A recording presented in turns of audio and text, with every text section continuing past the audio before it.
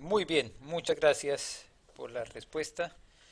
Eh, de todas maneras es importante hacer todo lo más transparente que sea posible y esa siempre ha sido nuestra intención. Eh, ¿Conforme con la respuesta, Lidia? Sí, sí, no, solamente creo que es importante si estamos leyendo esto, igual como hacernos el autoexamen y estar seguros que todos entendimos y cumplimos con todo, ¿no? En verdad. Claro. Una Eh, consulta. ¿Sí? em, ¿Cada una de las iglesias Encuentro con Cristo tiene autonomía en el manejo de sus dinero? O, por ejemplo, eh, Sergio recibe ofrenda, recibe diezmo y tiene que depositar en la cuenta de la SECH los dineros. No sé cómo funciona eso. No. Cada iglesia es independiente, autónoma, pero cada iglesia que pertenece a la Sociedad Evangélica de Chile, o sea, nosotros también, aportamos un porcentaje del 100% de lo que nos llega, el 8% se aporta para que la Sociedad Evangélica de Chile sostenga la personalidad jurídica, para que de ese dinero se puedan dar diferentes instancias, trámites, o cubrir algunos gastos, por ejemplo, de la reunión anual que se efectuaba allá en Temuco, donde en algún momento fue Mercedes y Pablo como delegados y los ancianos también fuimos. Para eso es ese porcentaje. Y pensando entonces en, sobre todo, como digo, en el sostenimiento de la personalidad Mm. jurídica ante el gobierno. Pero de resto cada iglesia es independiente. Cada iglesia maneja, eso O sí, sea, con la... nosotros manejamos el 2% de lo que entra. No, pues No, 98, el 92%. Ah, perdón, el 92, 92. el Ah, el 92, 8% es poco. Solo el 8% y eso es para el sostenimiento. más poco, que depende de la 92% entrada, pues si nosotros una iglesia manejamos. grande, el 8% es harto. Si una Claro. iglesia pequeñita, es menos. No es poco, es casi un diezmo. Es casi un diezmo, claro. ¿Sí? Y está basado también en la idea de que la palabra del Señor respalda, ¿cierto? El aporte también de aquellos que están recibiendo los diezmos. O sea, no es algo realmente tan novedoso, sino que tiene su origen también en la palabra, donde los levitas, que eran los que recaudaban también los diezmos en el pueblo, también debían dar el diezmo de los diezmos. A ver, Ujú. miremos aquí especialmente cómo lo dice la palabra del Señor, para que no sea solamente lo que yo digo, sino lo que dice el texto bíblico. Números, capítulo 18,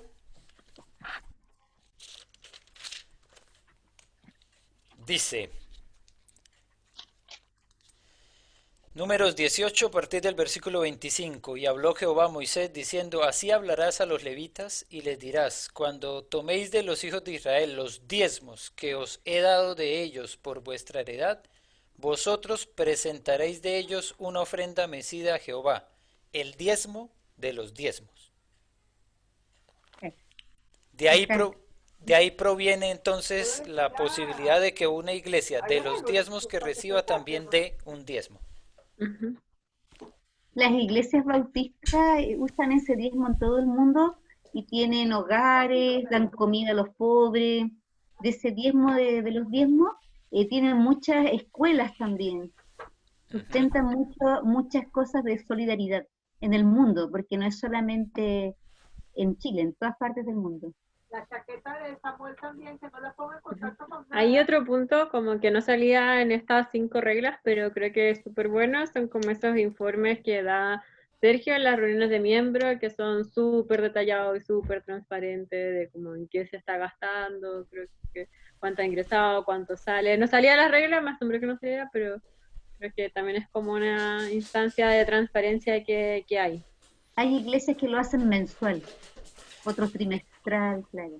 Sí, hasta este año, hasta el año pasado, cuando teníamos las reuniones aquí en Panaderos, sí, en la sede del sindicato de panaderos, que teníamos nuestro tablero de anuncios, mensualmente Sergio ubicaba ahí un informe. Después, el año pasado, cuando nos fuimos allá a la casona Nemesio Antunes, como hay que trasladar tantas cosas, pues esa tabla de los anuncios dejamos de llevarla para allá para evitar un poco el traslado de más cosas y dejamos de presentar ese informe mensualmente. Pero yo creo que es un buen recordatorio, ahora que estamos en este contexto, poder enviar ese informe también a través de la web. No creo que sería muy difícil hacerlo llegar, especialmente yo creo que al chat de los miembros de la iglesia, que es el lugar donde debería estar reposando ese informe. Así que, bueno, volver a ello. Así que gracias, Lidia, porque eso nos hace pensar que era algo normal, no va a ser nada nuevo, es algo que siempre se ha hecho, pero que dejamos de hacerlo público porque ya no teníamos ese tablero, pero podemos hacerlo a través de la web. En todo caso, por ejemplo, esta semana Sergio rindió un informe de lo que fue este primer trimestre del año, realmente cuatrimestre porque incluyó abril, y yo creo que para él, aunque es un poco de pega extra, no va a ser ningún problema en hacerlo de tal manera que la iglesia también pueda ver cuál es la situación del ingreso y del egreso. Así que al lugar al lugar. ¿Puedo hacer otra pregunta? Dime. Nosotros tenemos un ahorro que lo teníamos antes que llegara usted. Si nosotros decidiéramos comprar, salir algo para comprar, ¿esos dineros están en la SECH o está en la cuenta nuestra? Y si tenemos la autonomía para comprar algo nosotros, o tendríamos que preguntarle a la SECH por estar al alero de ellos. Si es una inversión que se pudiera subsanar con ese dinero, yo creo que no habría necesidad de hacer ninguna pregunta. Pero lo que tú estás proponiendo, digamos, implicaría tomar una deuda. Y toda deuda que se quiera asumir no la asumiría la Iglesia Encuentro con Cristo la Reina, porque nosotros no somos los representantes legales de la personalidad jurídica llamada Sociedad Evangélica de Chile. Así que en estricto rigor, hacer el uso del dinero no debería preguntársele a nadie, pero si el uso del dinero implica entrar en una deuda, nosotros no podemos asumir esa deuda porque no Claro, somos. porque seguramente tendríamos que entrar a pedir un crédito porque con lo que hay no es suficiente. Y el crédito Y otra saldría a cosa que nombre de tampoco la Sociedad Evangélica de Chile, no de la Iglesia Encuentro con Cristo la Reina, ¿verdad? Así. sería bello. Pero Ya. la tendríamos que pagar nosotros, ¿cierto? Eso Sí. sí. Así que bueno, avancemos porque hoy está bien Ya, denso un el tema y permisito. está bien que lo tratemos así porque así debe ser. Esto Así es debe todo de cara, siempre dando la cara. Así que Un permisito nada más, me voy a retirar un minuto porque tengo que hacer unas cosas. Llegó Samuel, le tomaron 5 puntos de sutura Oh, y entonces en este momento voy a recoger todos los implementos para meterlos a lavar. Por favor, me disculpan, sigan que yo vuelvo. pase usted. muy bien. Hace usted. Aunque no debería ser Adelante. Eloísa. Elo, pero ¿por qué no? Bueno, no debería ser ella la que haga eso. No, debería ser Samuel. O por lo Hola, menos, o Ahí sí. Oriana, sí, claro, no ella. Bueno, después le hacemos el jaloncito de orejas. Terminemos Amén. con la 7A, con la número 7, en este caso, que dice, de 2 razones de por qué es conveniente que los miembros de la iglesia conozcan principios de finanzas sanas. ¿Contesto? ¿Sí? ¿Ya? Porque aprenderían a administrar para el beneficio de sus hogares, una, y la otra, porque también sabrían qué hacer cuando no está el tesorero. Está bien. ¿Alguien tiene otra opción o solamente estamos con esas dos? Yo creo que podría ser para entender cabalmente el informe de la tesorería. También. También entre más personas saben, es más fácil de llevar el tema. Mm. Es cierto, es decir, a la salida de un tesorero, pues si toda la iglesia sabe cómo se ha estado manejando el dinero, cualquier otra persona puede decir, yo asumo la situación, yo asumo la responsabilidad porque sé lo que implica. lo que se ha estado haciendo. Pero son principios básicos que también podríamos aplicar a nuestra propia familia, ¿cierto? Que eso es importante, en nuestra propia casa.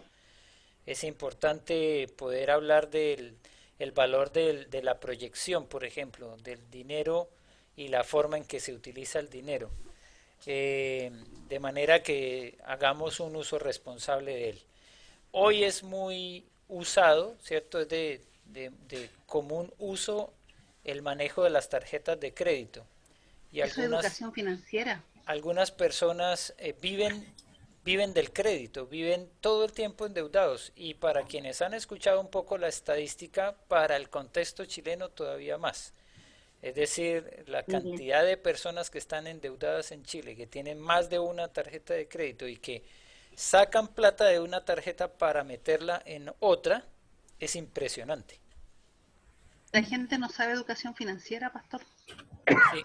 Y eso pues han sido algunos pequeños tips a través de la palabra, hemos encontrado ese mensaje. Nosotros no hacemos tanto énfasis en la parte económica, especialmente por lo que mencioné yo el domingo en el culto, porque no queremos ejercer presión en nadie ni que las personas se sientan conminadas o obligadas a aportar, a dar diezmos u ofrendas, pero también podemos caer en el error de no enseñar nada, no decir nada, no animar, no motivar a la iglesia a tener esa responsabilidad y esa educación financiera. Así que los dos extremos son riesgosos.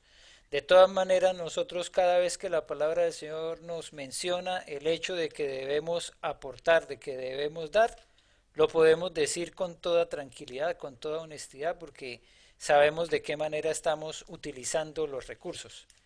Pero eso no resta que en ocasiones nosotros también debamos usar ciertos tiempos específicos para hablar de temas específicos como este. Marcos lo hizo, por ejemplo, este año, aunque una buena cantidad de la iglesia estaba por fuera, estábamos en el campamento de Caburga, pero cuando Marcos tuvo la oportunidad de predicar, habló del tema.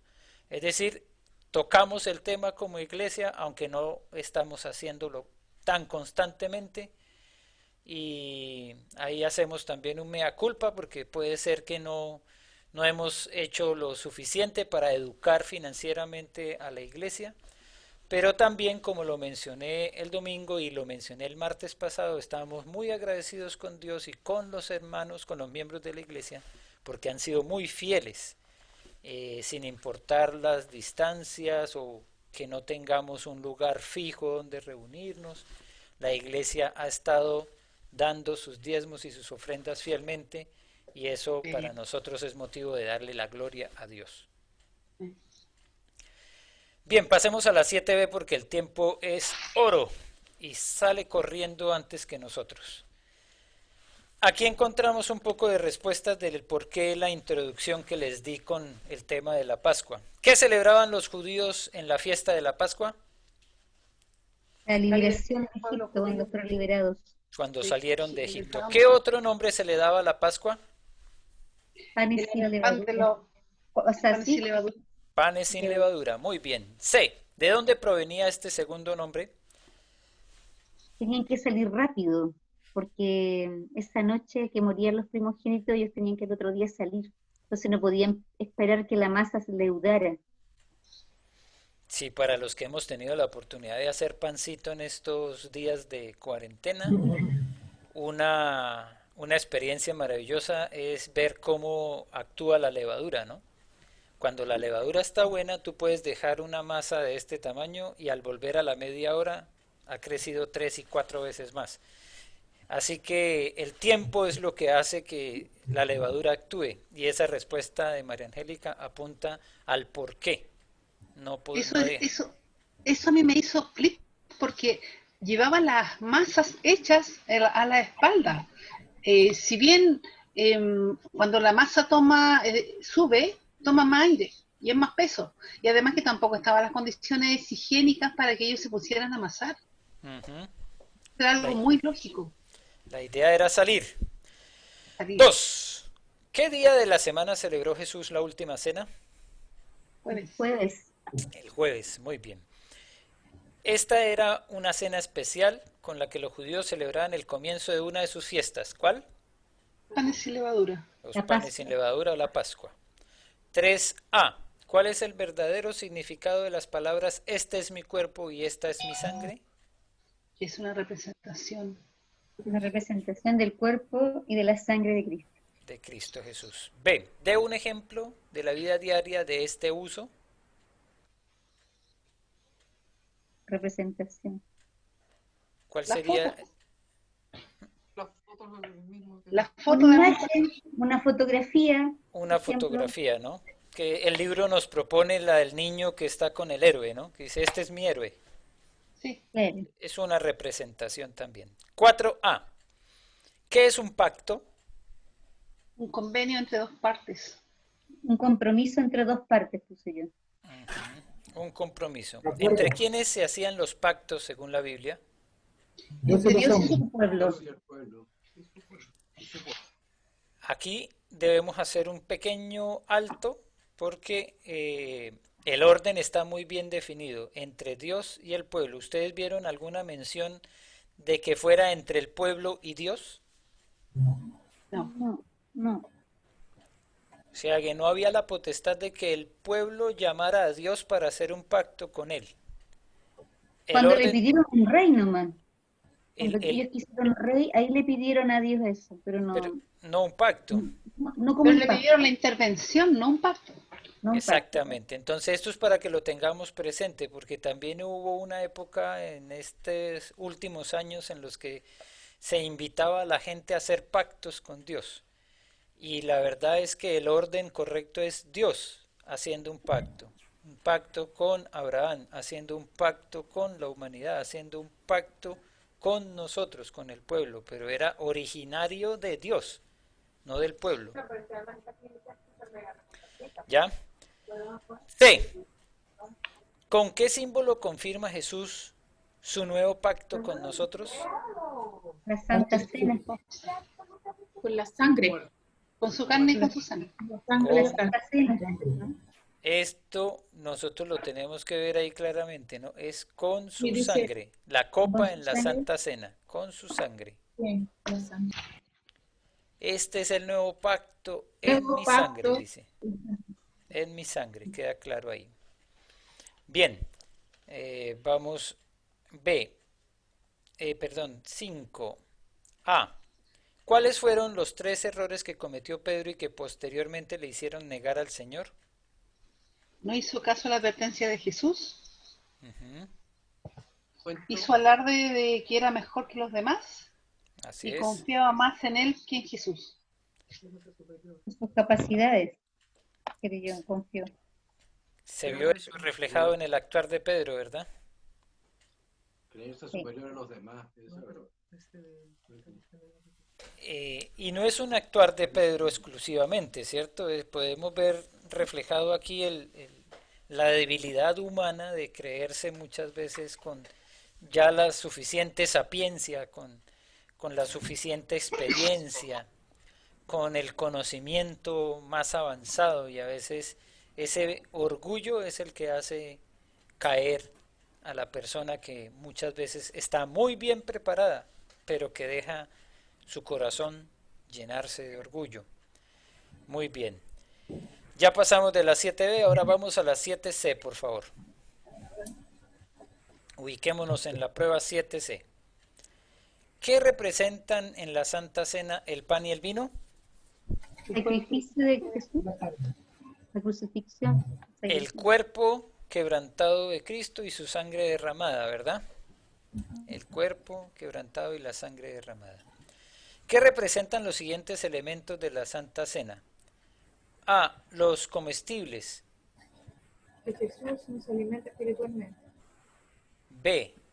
Partir el pan y verter el vino. Cristo murió por nosotros. Él se entregó por nosotros. El sacrificio que hizo Dios, entregando su cuerpo y después derramando su sangre para nuestra salvación, ¿o no? Así es. Sí. C. Recibir el pan y el vino. Recibir el Cristo. Seguir a Jesús. Aceptarlo. Recibir a Jesús. Exacto. Y D. Comer juntos. Que somos Todos solo un cuerpo. pertenecen, Que todos puede Compartir con pertenecemos a su Jesús. cuerpo. Somos su cuerpo. Que somos un solo cuerpo. En algunos momentos, cuando ha estado ministrando la Santa Cena, que normalmente le corresponde a Andrés, porque es el primer domingo de cada mes y es en el orden que tenemos de la coordinación, normalmente lo hace Andrés, yo también he dirigido la Santa Cena, pedimos que, aunque vamos recibiendo el pan, ¿cierto? Uno por uno, esperemos para tomarlo todos juntos. Es un momento para recordar la unidad. No es porque el uno sea menos importante que el otro. En organización uno podría decir es más fácil tomarlo y dejar ahí mismo la copa, ¿cierto? Sería más rápido, más fácil tomar el pan y tomar la copa y volver a dejarlo ahí. Pero la gente tiene un orden, es decir, la iglesia ha pedido que nos esperemos, que tomemos el pan, la copa y volvamos hasta nuestra silla y esperemos hasta que todos tengamos. En ese caso, por ejemplo, el grupo de alabanza está tocando todavía música y cuando ellos terminan de tocar, entonces van y les llevan el pan y la copa y esperamos. Esperamos porque tenemos también claro que hay un sentido de comunidad y que es importante tomarlo juntos. 3. ¿Cómo debemos tomar parte en la Santa Cena? Con arrepentimiento, con fe y sin legalismo. Con arrepentimiento, con fe y sin legalismos. Bien, ahí estaba parte de la solución del número 3. 4. Cuando un creyente desea participar en la Santa Cena, pero se da cuenta de que en su vida hay pecados, ¿cuáles son las dos cosas que debe hacer? Arrepentirse y participar en la Santa Cena. ¿Quiere arrepentirse y pedir perdón o no? Sí, es que arrepentirse es pedir perdón. Ese es el momento en el que se entiende que es igual, ¿no? Es pedir perdón, arrepentirse. Está bien hacer la claridad, pero sobre todo si dejamos en claro también que se espera que participe, ¿no? La intención es que pueda participar y no que se pierda la oportunidad de hacerlo. 5. Al comparar los sacrificios ofrecidos por los sacerdotes del antiguo pacto con el sacrificio de Cristo en el nuevo pacto, ¿cuántas veces tuvieron los sacerdotes del antiguo pacto que repetir sus sacrificios por los pecados del pueblo, como también por los pecados propios? Todos los días. Muchas veces. Muchas veces. Muchas veces. Esos hombres tenían mucha pega entonces.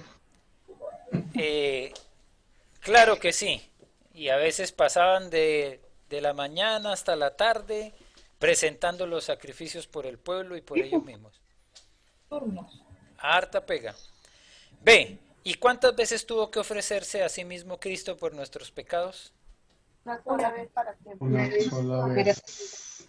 Una sola vez para siempre. Para siempre. Ese es entonces para nosotros el significado de la muerte de Cristo en la única vez que fue necesario. No es necesario volverlo a sacrificar, ¿cierto? Es lo que nos diferencia un poco del término transubstanciación, que es el término que se aplica para decir que en el momento en el que tenemos el pan y la copa es el cuerpo de Cristo y la sangre de Cristo la que se convierten en ese pan y en esa copa. Esa es la transubstanciación. Y eso indicando entonces que otra vez la sangre de Cristo va a tener que ser derramada ahora en nuestra boca. No, ya fue hecho, fue una sola vez para siempre. No se vuelve a crucificar a Cristo, no se vuelve a sacrificar a Cristo. Y eso es lo que nosotros recordamos en la Santa Cena. Una pregunta. Dime. En el mismo momento en que Jesucristo estaba haciendo su Santa Cena con sus apóstoles, que es cuando comienza el nuevo pacto, en ese mismo momento los judíos estaban celebrando su Pascua, pero a su manera, me imagino yo, o sea, con el cordero y todo, pero ellos también hacen cena, ellos también comen el pan y toman el vino como nosotros, no, eso no es la creencia de ellos, ¿no?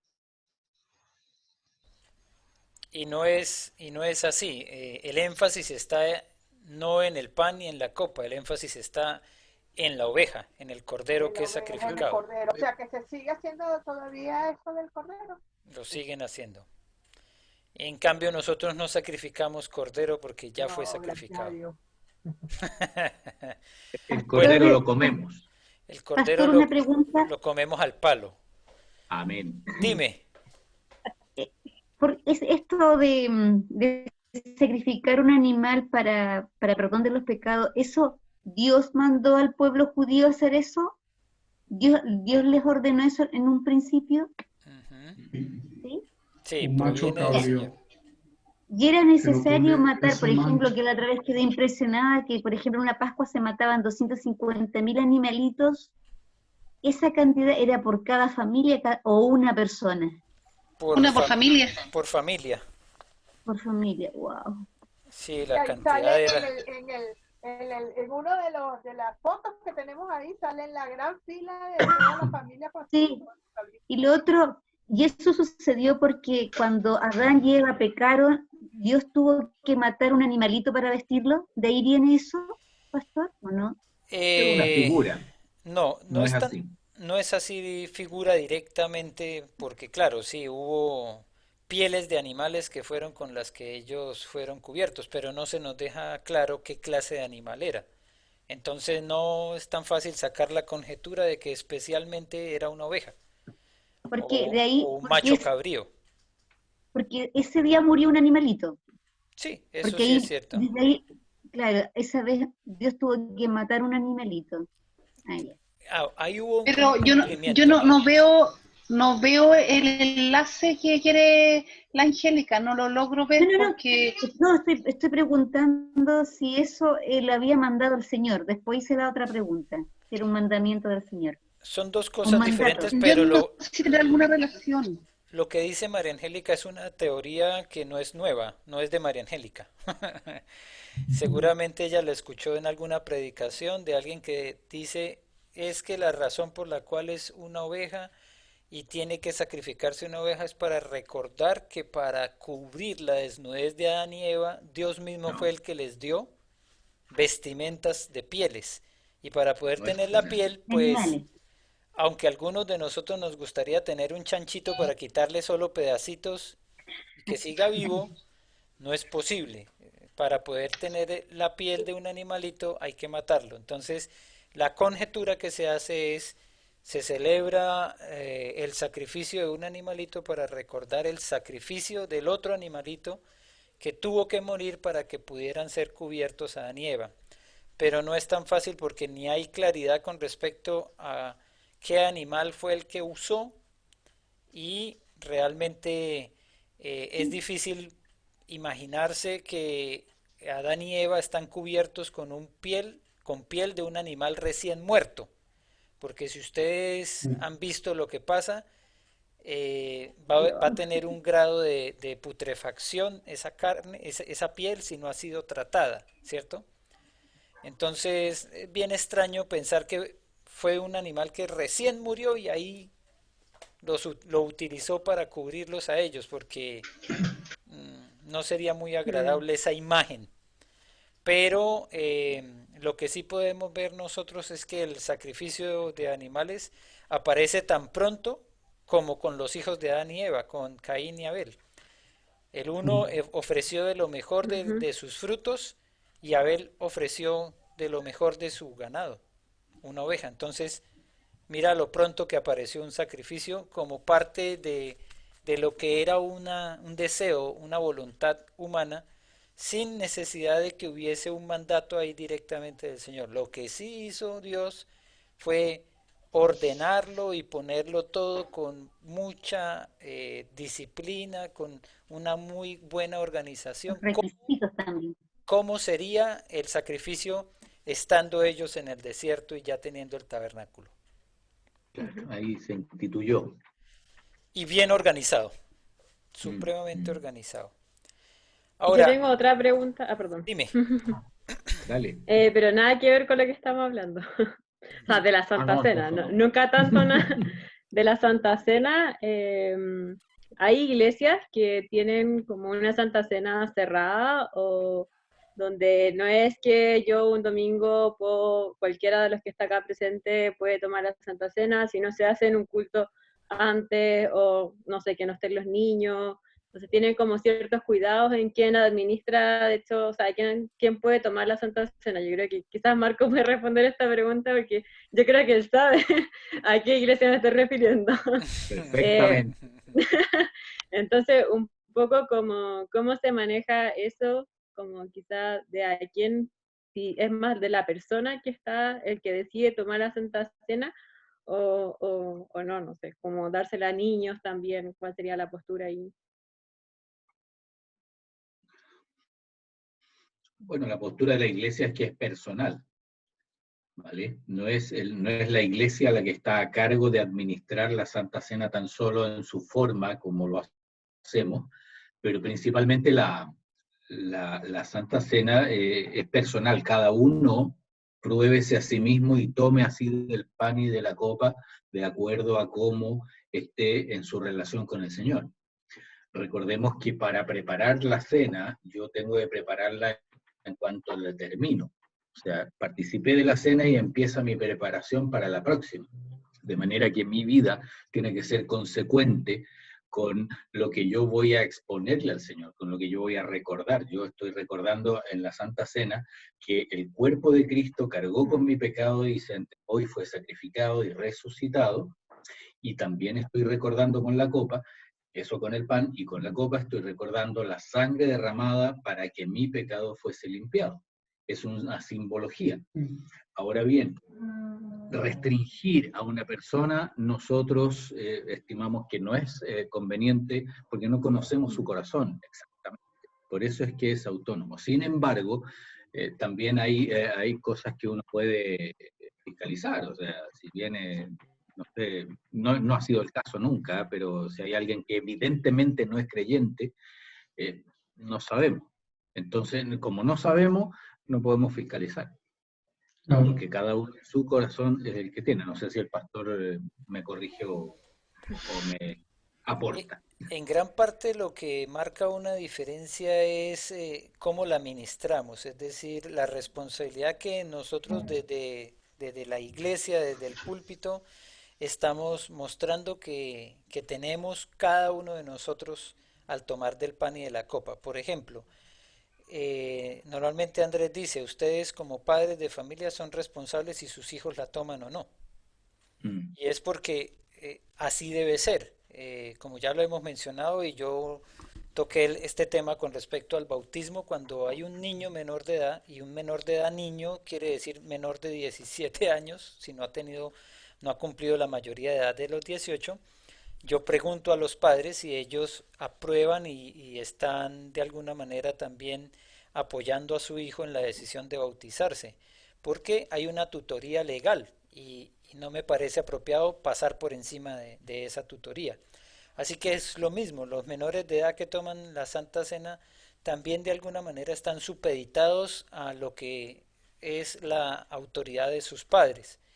Y es porque como iglesia hemos entendido que es una decisión personal, así como la palabra del Señor nos lo muestra, es que es cada uno pruébese a sí mismo. Lo que hace la iglesia es dar la apertura para todos los que quieran tomarla y advirtiendo lo que son las consecuencias de tomarlo indignamente, que están expresadas también ahí por el apóstol Pablo, ¿cierto? Y también de alguna manera es importante a veces hacer un énfasis en lo que significa hacerlo indignamente, pero siempre damos el espacio para la reflexión. Siempre queremos invitar a las personas a probarse a sí mismos antes de tomar del pan y de la copa, porque creemos que ese es el indicativo que nos da la Biblia. Lo que mencionaba Lidia es una decisión que algunas iglesias han tomado, tratando de asegurarse que aquellos que toman de la Santa Cena sí sean creyentes, sí sean nacidos de nuevo, pero ese es un intento que también puede salir vano, ya que solamente Dios conoce el corazón. Entonces Claro, tú pero ahí se puedes... basan en algún versículo.